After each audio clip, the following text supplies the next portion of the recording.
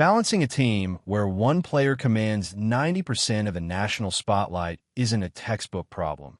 It's a psychological tightrope. Lisa Bluder spent 4 seasons doing just that. Caitlin Clark's presence didn't just shift defenses, it redefined Iowa basketball's identity. But Bluder had to ensure that players like Kate Martin, Hannah Stulka, and Gabby Marshall didn't fade into background roles. If you're here for the real story and not the filtered version, subscribe. And if you're sticking around for the next meltdown, you better definitely subscribe. Her coaching required more than strategy. It demanded surgical attention to morale, culture, and emotional equity. Keeping a locker room unified while one player becomes the face of a sport is rare coaching terrain, and Bluder navigated it with precision. That balance wasn't accidental. It was foundational. Bluder built an environment where each player understood their role, felt seen, and stayed locked in, even when Clark dominated headlines and game plans. It's the kind of leadership that doesn't show up in highlight reels but determines long-term success. And it explains why Clark's presence today in Indiana feels so steady. She came from a culture that valued cohesion as much as talent, and Bluder was the architect of that system.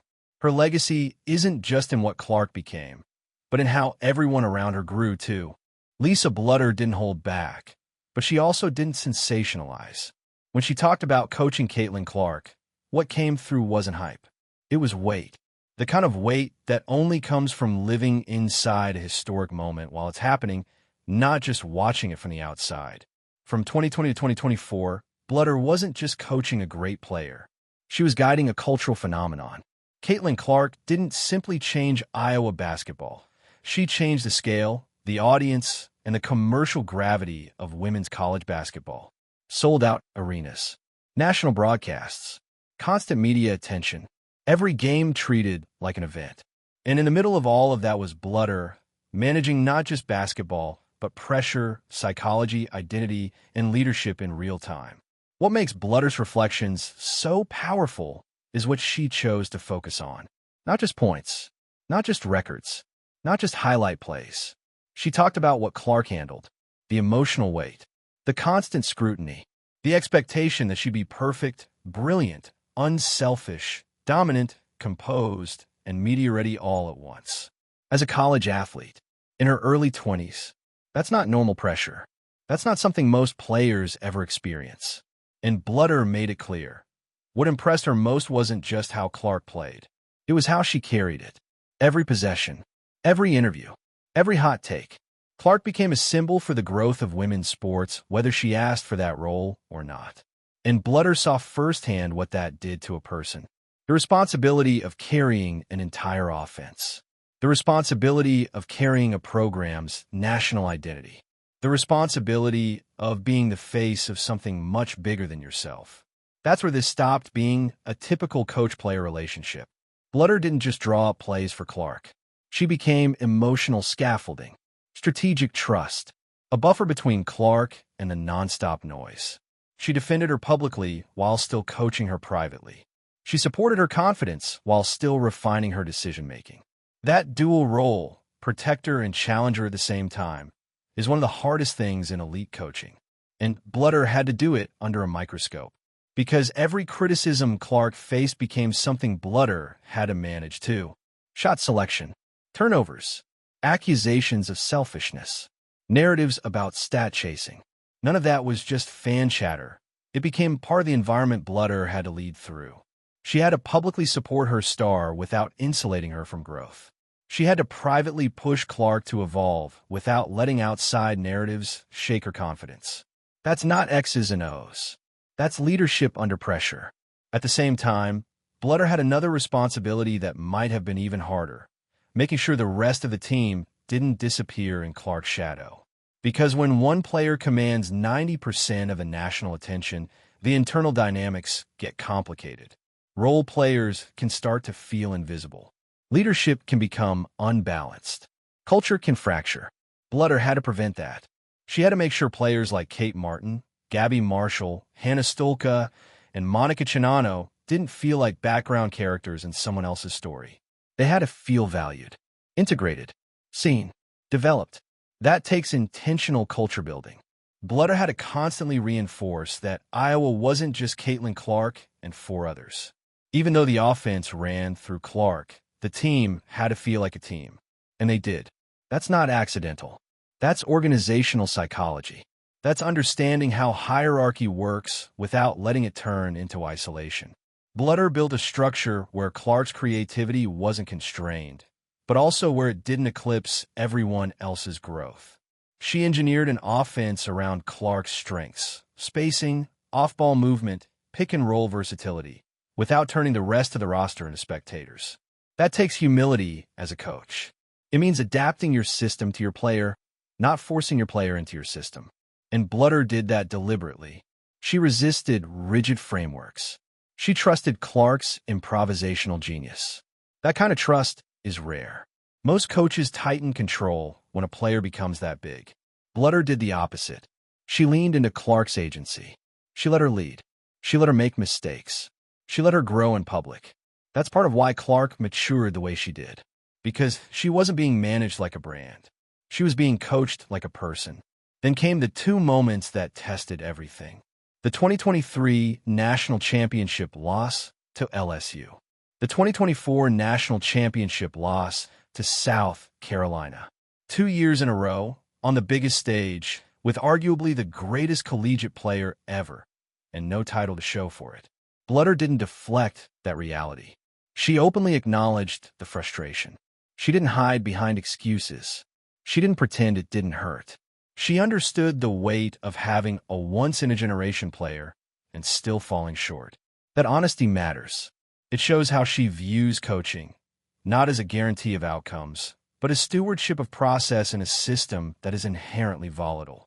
Single elimination tournaments, roster constraints, injuries, matchups, timing, all of that matters.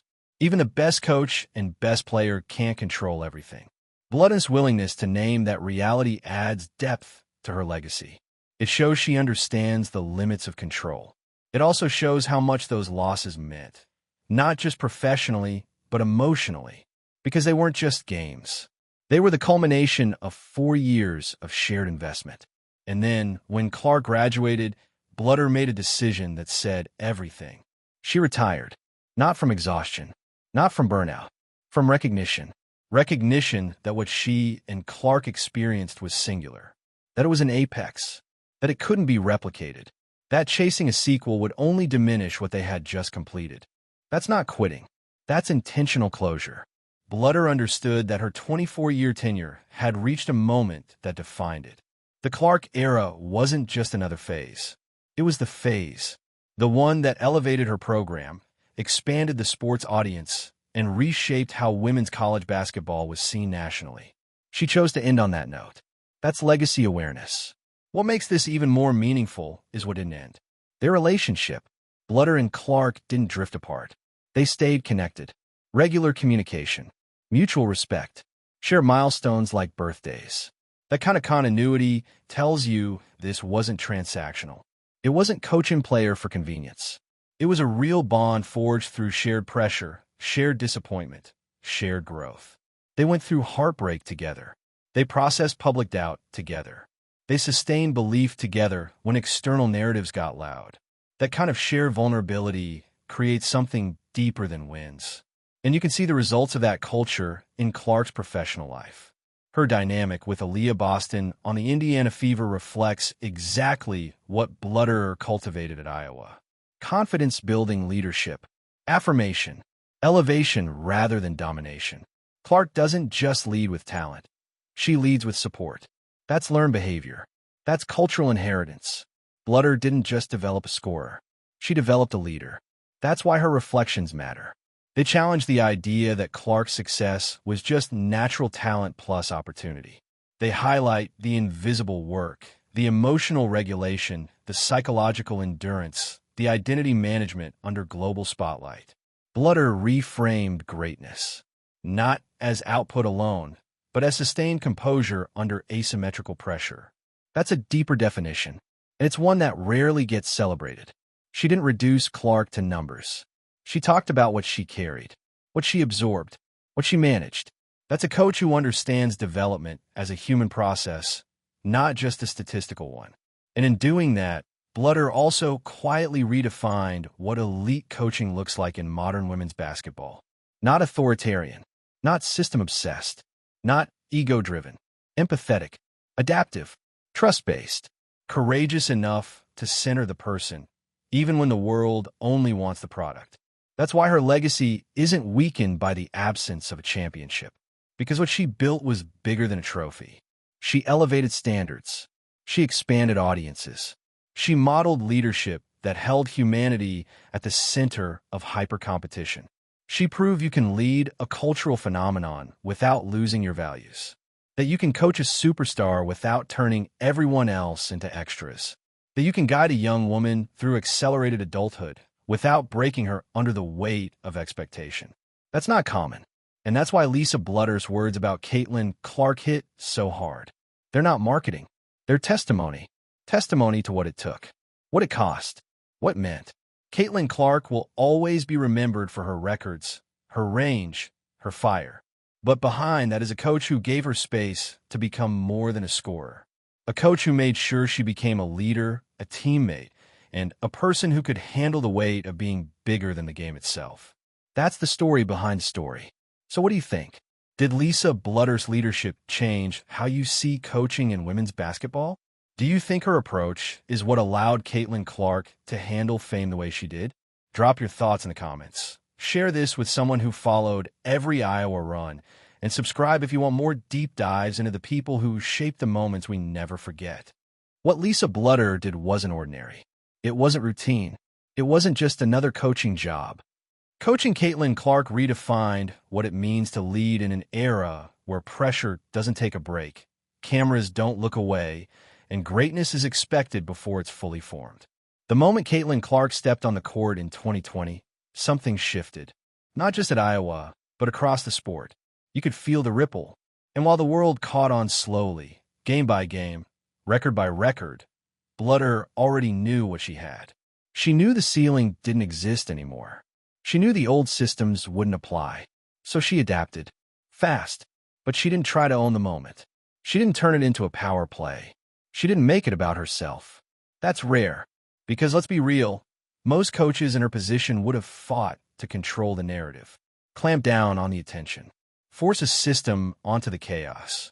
But Lisa Bluder didn't just allow Caitlin Clark to be Caitlin Clark. She built a foundation that let Clark become her fullest self. That's not luck. That's deliberate, disciplined, day-in, day-out coaching, rooted in emotional intelligence and humility. And make no mistake, this wasn't a smooth ride. It never is when one player becomes the epicenter of a national media frenzy. Clark's numbers were absurd.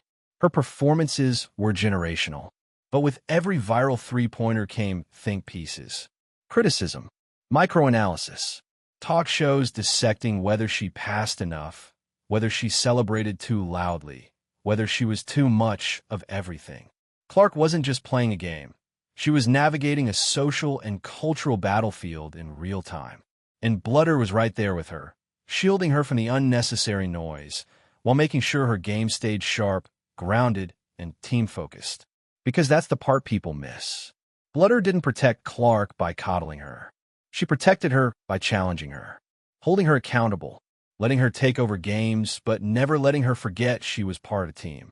Every superstar needs that grounding force. That presence who can say, "You're great, but you're not above the group." That's what keeps a locker room from splintering. And in a world where one person was getting 90% of the attention, Lisa Bluder somehow held her team together like it was nothing. She created a culture where everyone had a role, and every role was respected. And that's hard. That's really hard when the media only wants to talk about one player. When every article, every camera angle, every fan question revolves around Caitlin Clark. But Bluder kept Kate Martin engaged. She gave Monica Chinano a voice. She found ways to develop Hannah Stolka without rushing her. That kind of team management requires consistency, care, and clear communication, because without it, resentment creeps in. Bluder didn't let it. She wasn't coaching in a vacuum. She was coaching inside a spotlight that never turned off. And while all that was happening, she still had to win games. Against loaded rosters, against SEC dynasties, against teams who didn't just want to win, they wanted to knock off Clark and, by extension, Iowa. That's the thing people forget. Every single team that faced Iowa in those final 2 years brought their best game. Clark didn't just bring fans, she brought bullseyes. Everyone circled that matchup. Everyone had a plan for how to stop her. And yet Bluder kept them competitive. Not just competitive, historic. Back-to-back national title game appearances. From Iowa, with all that pressure, all that attention, all that chaos. And then came the heartbreak. 2023, LSU. The taunting, the discourse, the wave of cultural commentary that had nothing to do with basketball. Bluder didn't let the noise break them. She didn't make it about drama. She respected the moment, acknowledged the loss, and focused on the work ahead. 2024, South Carolina. The unstoppable force, the deeper roster, the sobering truth that even the most transcendent player sometimes runs into a wall built by depth, size, and relentless execution. And still, Bluder stood tall. No excuses, no bitterness, just reality. She said it plainly. They came up short. Despite all the magic, all the effort, all the belief. That transparency, that refusal to sugarcoat, is what made her voice hit so hard when she finally reflected on those years. Because when she said she admired what Clark handled more than what she achieved, she meant it. She saw the toll. She saw the isolation that comes with stardom. She saw how Clark carried the weight of a sport's future, a program's relevance, and a culture's expectations, all while being 20, 21, 22 years old. That's not normal. That's not healthy without support. And that's what Bluder was. Support. Steady, loyal, honest, grounded. That's why, even after Clark left for the WNBA, their relationship didn't fade. It deepened.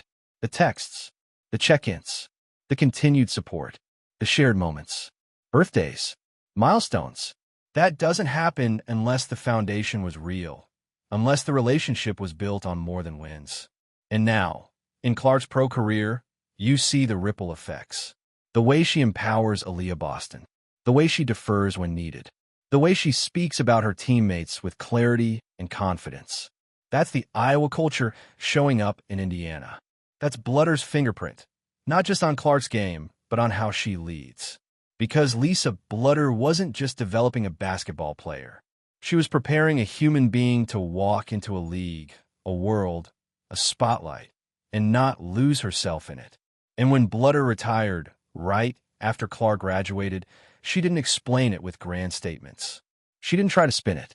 She just stepped away, with full awareness that what they had built together wasn't going to happen again, that it wasn't supposed to happen again. Because that's the thing about a moment like this, it doesn't repeat. You don't get another Caitlin Clark. You don't get another 4-year run like that. You don't get another intersection of timing, talent, visibility, leadership, culture, and narrative like that one. Bluder knew that, and she left before the temptation to chase it again could take over. That's not walking away. That's finishing strong, because real leaders know when the story is complete. And now, her legacy isn't a trophy case. It's a cultural imprint. It's the packed arenas, the young girls in Clark jerseys, the thousands who tuned in to watch Iowa games because of what Bluder helped build. It's in how we talk about women's college basketball now, with more seriousness, more investment, more passion than ever before. That's coaching. That's leadership. That's legacy. So if you watched the rise of Iowa from 2020 to 2024 and felt like something special was happening, you were right. It still is. Because what Lisa Bluder created didn't end with a retirement speech. It lives on in every player she coached, every value she instilled, every moment she made room for, even when the moment was bigger than the game. And if you're here reading this, then you're part of that story too. Lisa Bluder understood something that not all coaches do. Not every legacy can be measured in banners. Yes, she coached in 2 national championship games. No, she didn't win either. But that's not the full story. That's not even the important part. Because what she did during her time with Caitlin Clark, what she built during those 4 years, transcended trophies. She built a culture. She built a team that never broke under the kind of pressure that swallows most programs whole. She built trust between teammates when the media only wanted to focus on one name. She built belief in a program that had never seen this kind of spotlight before and probably never will again. And through it all, she never made it about herself. She stood just far enough behind the chaos to stay out of the frame, but never so far that her players felt alone. It takes a rare kind of emotional intelligence to coach like that. It takes restraint and clarity and a deep, unwavering commitment to who you are outside of wins and losses. The way she talked about Clark, especially after the fact, tells you everything you need to know. She didn't list off career totals. She didn't rattle off records. She didn't center herself. She talked about what Clark endured, what she navigated, what she overcame quietly under pressure most athletes will never know. She saw it, all of it, the media storms, the bad faith criticism, the mental and emotional toll of having every play, every gesture, every quote dissected by people who didn't understand what it was like to live inside that bubble. Bluder saw it, and she stayed close enough to carry some of that weight with her. That's why, when Clark stepped into the WNBA and took her place alongside Aaliyah Boston, she didn't stumble. She didn't flinch, because she'd been coached not just in basketball, but in how to lead with empathy, with poise, with conviction. That's Lisa Bluder's legacy in motion. It's not something you'll find on a stat sheet, but it's there.